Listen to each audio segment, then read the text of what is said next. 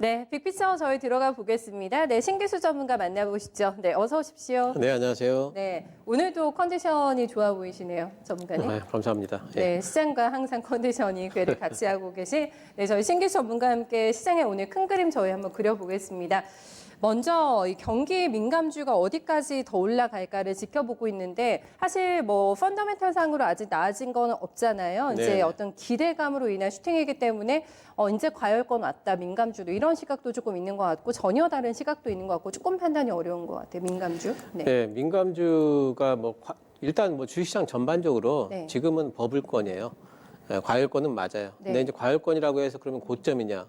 그렇지는 않은 것 같아요. 고점은 예. 아닌데 과열권은 예, 맞다. 그렇습니다. 예. 그러니까 일단 지금 펀더멘털 상으로 보게 된다면은 우리나라만 같아도 네. 지금 이제 그 PER로 본다면은 작년에 고점을 찍었던 PER 그 수준보다 지금 더 높이 와 있거든요. 어느 정도예요? 예, 그렇게 14배 이상 와 있으니까 높네요. 예, 네. 그러니까 상당히 좀 높습니다. 그래서 지금 이제 일단 버블권이긴 하지만 그래도 지금은 이제 특성 자체가 유동성 장세고 그리고 이제 상당히 좀 이제 불안감에서 반등이 나오는 장세이기 때문에 네. 고점은 아닌 것 같고 일단 지금 위험 자산은 선호는 더 강화되는 형태거든요. 달러를 보시면은 달러 인덱스를 보시면은 지난번에 이제 한참 동안 옆으로 이제 100을 기준으로 해서 횡보를 하던 구간이 있었어요. 달러 인덱스가. 네. 예, 그림을 좀 보시면은요.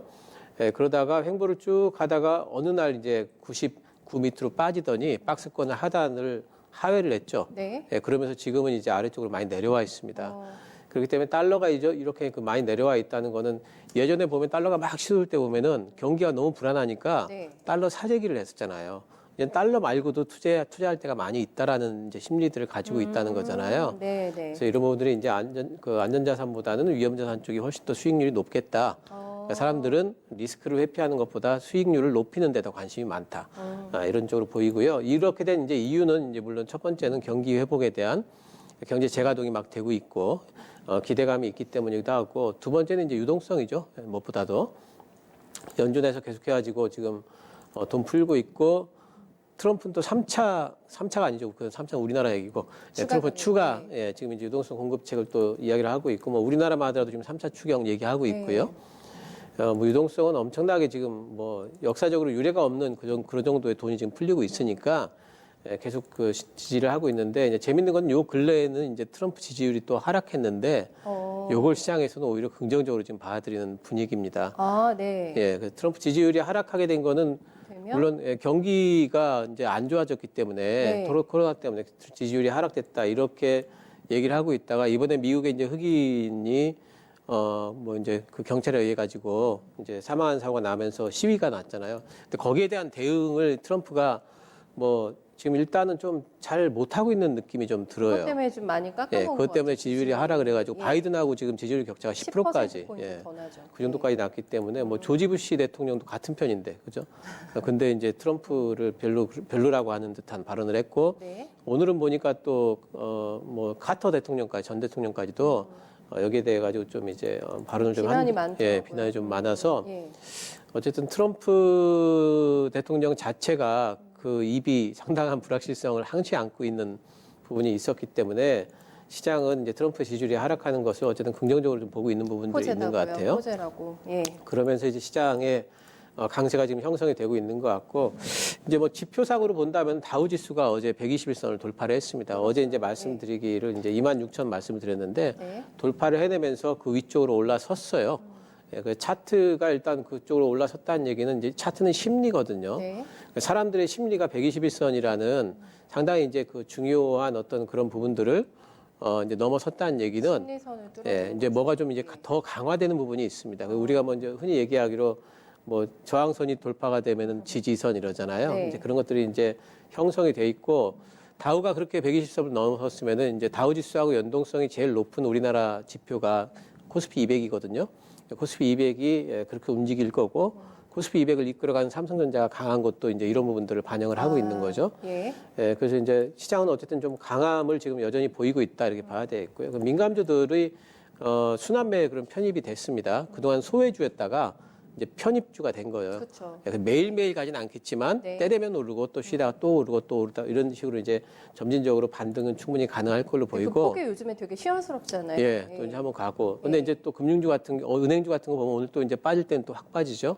예, 그래서 이제 이렇게 좀 변동성, 경기 민감 중에 원래 이렇게 변동성을 많이 안 보이는 예, 그런 섹터인데도 네. 요즘에는 이제 매기가 붙는 초반이기 때문에 그렇군요. 아마 이제 그런 부분들이 있는 것 같고요. 어제 뭐 철강 상한가도 가고 하는 거. 예. 진짜. 예. 지금 이제 그 경기 민감주들이 대부분 다 이제 점진적으로 반등을 할 걸로 봐요. 네. 근데 그 중에서도 이제 반등의 어떤 탄력 같은 것들을 효과 낼까요? 예, 어느 쪽이 좀 있을까 본다면은 예.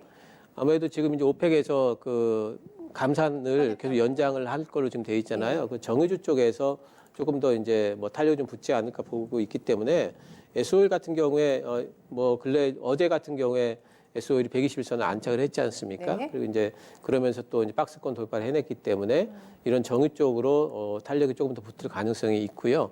SO일 오늘 음봉 나오는데 이런 자리에서 뭐 진입이 또 뭐 가능할 것 같아요. 싱글 진입이요? 이런 부분 괜찮을 것 같고 조선 쪽은 뭐 여전히 모멘텀이 남아 있다고 봐야 됩니다. 오늘도 잘 가가지고 예. 우선주, 뭐 기자들 다 잘 가네요. 예, 뭐 이제 그 조선주 같은 경우에는 이제 오늘은 조금 이제 전반적으로 삼성중공업 빼고는 네. 전반적으로 지금은 이제 좀 약간 좀 많이 조정권에 있어요. 달렸으니까. 예. 근데 조선주는 뭐 5일선 정도 만나게 되면은 그런 부분에서 잡아놓으시면은 뭐 이번 카타르 건이 마지막이 아니잖아요. 네. 끝이 아니라 이제 시작으로 봐야 되잖아요. 그렇기 때문에 이제 하반기까지 본다면은 조선주 쪽에는 계속해가지고 이런 그 상승을 좀 흐름을 이어가지 않을까 볼 수가 있겠고. 기준선은 5일선으로 잡아주세요. 예, 뭐 5일선 매매 가능하다고 봅니다. 네. 예, 뭐 탄력이 좀 붙은 상태이기 때문에. 그리고 이제 지금 이제 사실 이 그 경기가 반등하는 그 구간에서는 가장 이 실적상으로 좀 아웃퍼폼 하는 게 네. 보면은 이제 뛰어나게 이렇게 좀 반등이 나오는 부분이 자동차 쪽이에요. 자동차. 예, 그 자동차 쪽에는 이제 소비 심리가 개선이 된다면은 네. 그쪽으로는 이제 많이 매기가 좀 붙을 수가 있어요. 자동차 어제도 이제 자동차 또 움직이기 시작했는데 오늘도 눌린 구간입니다. 현대차를 보니까 지금 121선에 지금 딱 맞닿아 있잖아요. 아마 이제 121선, 5일선이 좀 올 때까지 121선이 위쪽 옆으로 이제 횡보하는 이제 이런 형태가 아마 될 거예요. 그래서 지금 이제 경기 민감주들은 뭐 대부분 다 이제 5일선 매매 정도 하시면은 매수 진입이 아마 가능할 겁니다. 그런 식으로 잡아 나가신다면은 하반기까지 좀 끌 수 있는 종목들이 아닌가 보고 있습니다. 네, 넓은 그 민감주의 범위 안에서도 저희가 핵심만 딱 추려주시니까 조금 더 전략 짜시는데 용이하실 것 같아요. 다음은 아직까지도 나는 부족하다라고 외치는 쪽이 지금 보릿고개를 심하게 겪었던 예. 놀자주들이 되지 않을까 싶은데 슬슬 여기도 반응이 오는 것 같아서 사실 만족스럽지는 못하실 것 같거든요, 보유자분들께서요. 예, 네. 뭐 이제 여행이나 뭐 항공, 카지노 이제 이쪽을 보게 되면은 여행 쪽에 저기 항공 쪽에 일단 보면은 6월 중에 대한항공하고 아시아나가 지금 운항 재개하거든요. 국제선에. 한다고 하더라고요. 예, 그래서 대한항공은 25개까지 늘릴 거고 아시아나는 이제 17개까지 늘릴 거예요. 예, 그래서 이제 운항이 계속 이제 그 예정이 돼 있는 부분들 이런 부분들이 하나의 모멘텀이 아마 될 것 같습니다. 그리고 대한항공 같은 경우에는 지금 이 와중에도 여객을 화물로 막 돌려가지고 버텼었잖아요. 예, 화물은 어려워서. 진단 키트나 갖다 날르고 예, 또 예. 반도체 갖다 날르고 이러면서 괜찮았기 때문에 네. 이제 이런 쪽에 항공 쪽에는 어쨌든 반등이 나올 걸로 보고 단지 그 대한항공의 한진칼이나 이런 쪽은 지금 다른 이슈로 움직이잖아요. 그렇죠. 지배구 조건으로 그런 쪽은 좀 조심하시고 단지 항공주 다른 쪽에는 이제 좀 경기 반등에 대한 기대감을 접근할 수 있을 것 같고요. 여행주 쪽은 살아나려면 딴 데보다는 좀 늦을 것 같아요. 왜냐하면은 여행은 단체 관광이 재개가 돼야 돼요. 그게 이제 핵심 포인트이기 때문에 네. 아무래도 그런 부분들 중국에서 일어나는지 그런 부분을 보면서 좀 판단을 하셔야 될 것 같고요. 카지노 쪽에는 견조하다고 보셔도 됩니다. 카지노 쪽은 국내 VIP가 일단 국내 VIP가 우리나라 사람들이 아니고요. 네. 중국 사람들이 코로나 걸리니까 우리나라 와서 집 사가지고 눌러 앉아서 카지노 다녀요. 아, 그게. 아, 그런. 예, 이런 부자들이 엄청나게 많아가지고 아, 예. 예, 그런 사람들이 계속 카지노를 이용을 했기 때문에 그쪽에서 견조하고요. 항공 노선 재개되면은 지금 중국발 부자들이 또 올 거 아니겠습니까? 그래서 이제 그런 부분들이 이제 기대가 있기 때문에 카지노는 견조할 거다 이렇게 보셔도 될 것 같아요. 카지노는 그러면은 뭐 탑픽의 파라다이스 요 정도 말씀. 예, 그렇습니다. 그냥 파라다이스 하시면 될 것 파라다이스, 같아요. 네. 예. 알겠습니다. 살아나야 될 것 같은데 여기서는 여행을 일단은 비추라는 거, 네, 요거는 기억하셔야 될 것 같고요. 저가 베팅 동참 가능한 쪽은 항공과 카지노로 네, 저희가 분류해 보도록 하겠습니다. 다음은 저희가 핸드폰 관련해서 휴대폰 관련해서 하반기에 대한 기대감 상당히 높다고 여러 번 얘기해 주셨잖아요. 네네. 부품 쪽이 지금 들고 계신 분들 약간 답답함을 많이 느끼실 것 같기도 하고 그런 네. 상태이긴 하거든요, 지금. 오늘 조금 이제 숨통이 좀 트이실 네. 것 같아요. 이제 하반기 때 보게 되면 삼성전자의 노트 나오고요.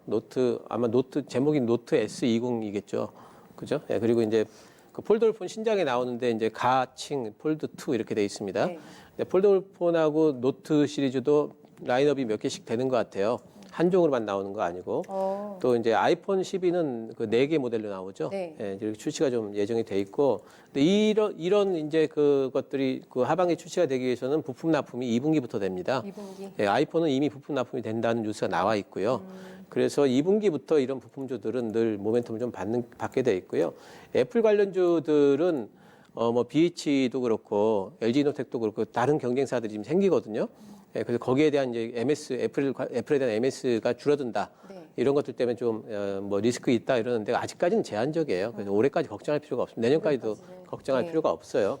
그래서 오늘 보면은 이제 뭐 BH 같은 종목들도 오늘 8% 넘게 지금 오르고 있고 뭐 그런데 예, 그래서 이제 본격적으로 좀 붙는 시기다 이렇게 봐야 되겠고요. 폴더블폰 관련주들도 본격적으로 좀 모멘텀이 부각되는 시기죠. 오늘 KH바텍도 좀 올라가고 있고요.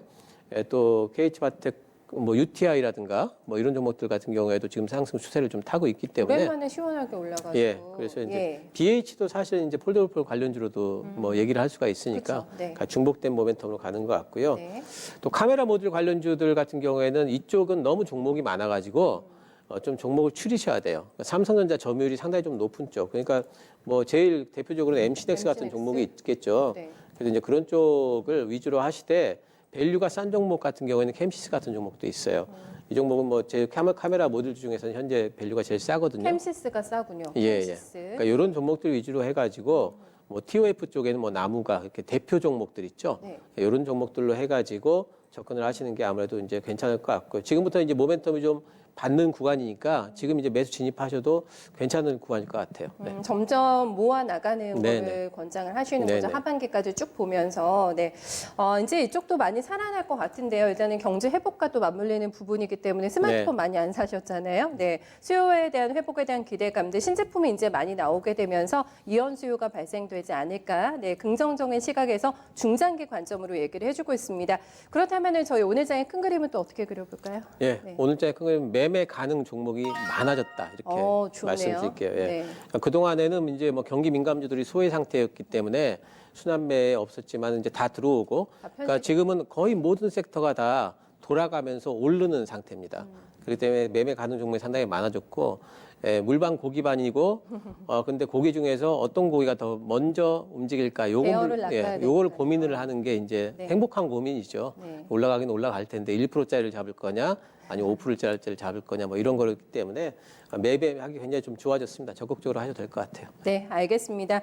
난이도가 조금 더 낮아졌다라는 얘기 해주시니까 자신감 더 붙으실 것 같아요. 네, 오늘도 말씀 잘 들었습니다. 고맙습니다. 감사합니다.